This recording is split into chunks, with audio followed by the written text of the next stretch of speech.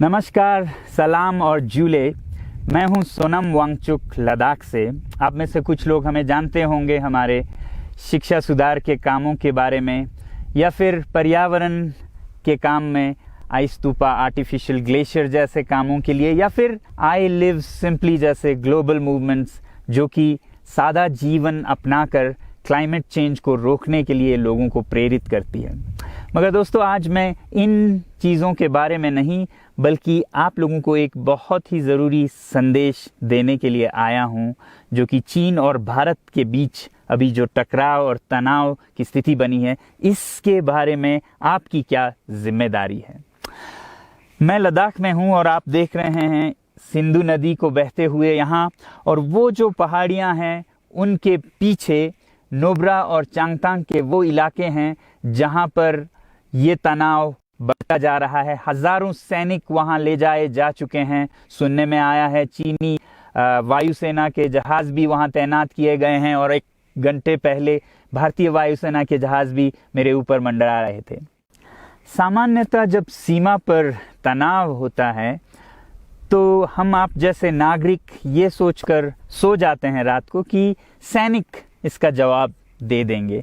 मगर मैं आज आप लोगों को ये ज़रूरी बात बताना चाहता हूँ कि इस बार सिर्फ सैनिक जवाब नहीं, दो तरफा जवाब हो और उसमें नागरिक जवाब भी हो। तो आप जैसे नागरिक दिल्ली, मुंबई और बेंगलोर और अनेक शहरों से क्या कर सकते हैं इसमें, ये समझने के लिए पहले हमें समझनी होगी चीन की ये हरकत और वो ऐसा क्यों कर रहा है। आपने देखा होगा कि ये सिर्फ भारत के साथ नहीं हो रहा है, बल्कि पिछले कई हफ्तों से चीन ये दक्षिण चीनी सागर में वियतनाम, ताइवान और अब हांगकांग के साथ भी छेड़खानी कर रहा है। और मेरा ये विश्लेषण है कि वो ये सब किसी देश के साथ दुश्मनी के वजह से ज़्यादा अपने अंदर की समस्याओं को सुलझाने के लिए कर रहा है।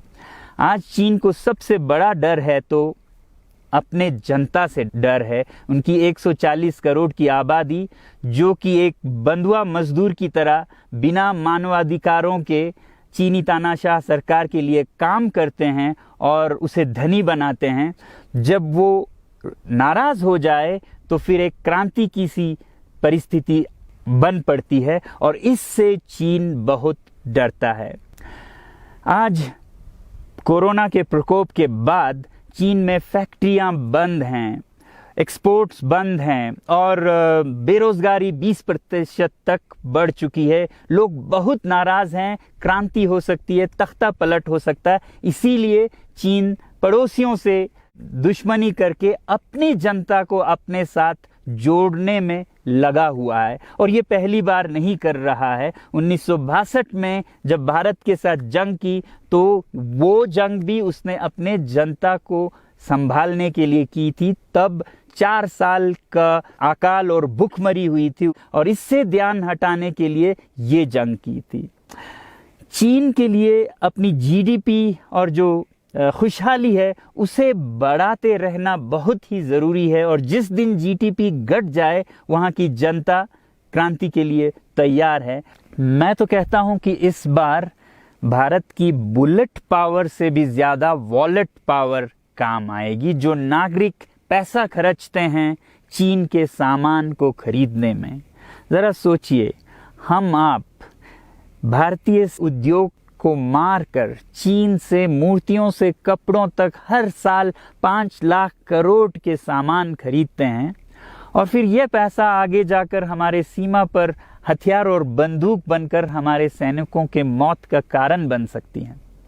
तो इसलिए अगर हमारे देश के 130 करोड़ लोग और 3 करोड़ जो भारतीय बाहर के देशों में हैं, सब मिलकर भारत में और बल्कि दुनिया भर में एक boycott made in China movement या अभियान शुरू करते हैं, तो आज दुनिया भर में चीन के प्रति रोष है।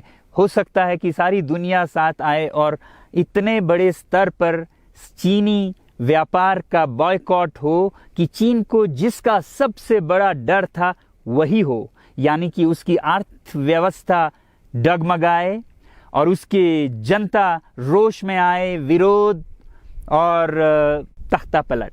और अगर हम ऐसा नहीं करते हैं तो कितनी बदनसीबी की बात होगी भारत के लिए, ज़रा सोचिए।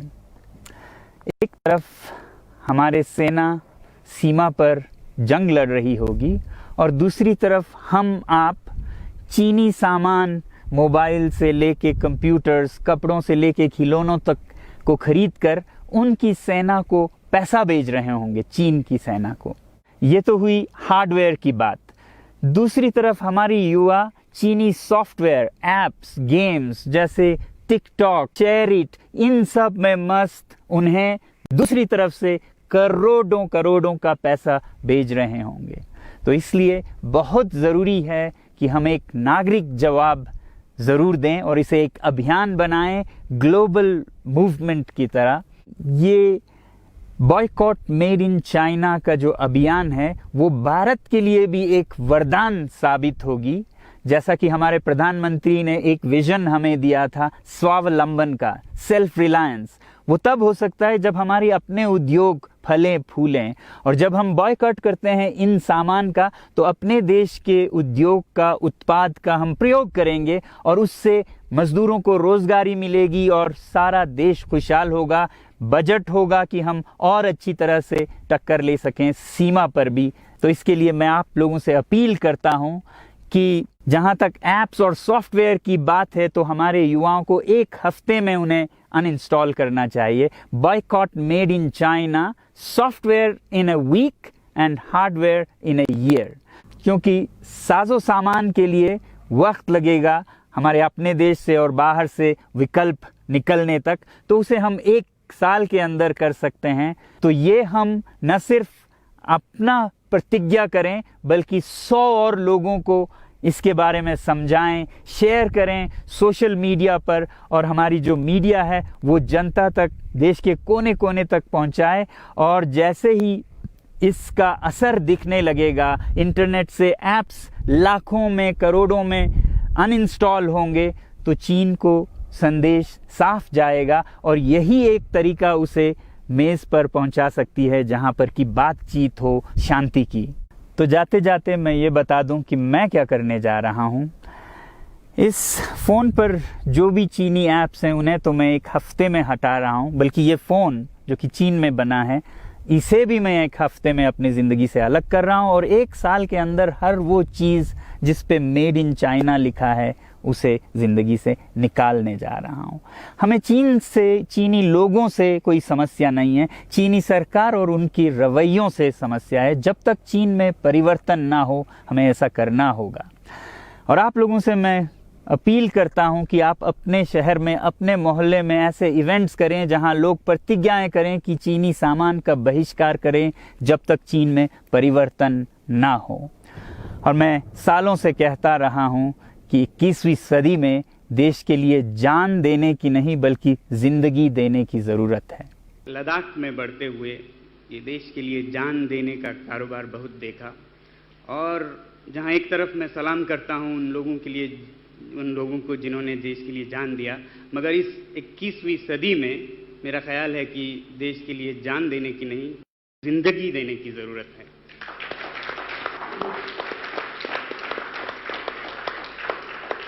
तो आप भी निभाइएगा अपना रोल। जय हिंद।